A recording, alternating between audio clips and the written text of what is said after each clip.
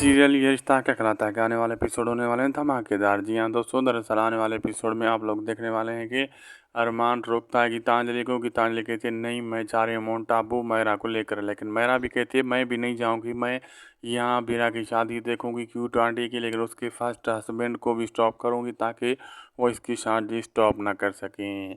तो दूसरी तरफ ये भी दिखाया जाता है कि अरमान अबीरा के घर में मौजूद होता है और अबीरा कह रही होती है कि आप मेरे घर में हैं, मेरे आसपास हैं, कोई तो बात होगी, कोई तो वजह होगी। तो मन ही मन में अबीरा ये सीन कह रही होती है। तो ये सब कुछ अरमान और अबीरा को एक साथ पीछे पायल देख रही होती हैं और ये सारे सीन देख रही होती हैं। अब आगे देखना मज़ेदार होगा क्या क्या होने वाला है। वीडियो अच्छी लगी तो लाइक शेयर सब्सक्राइब ज़रूर करिएगा हमारे इस यूट्यूब चैनल को, हमारे साथ बने रहिएगा।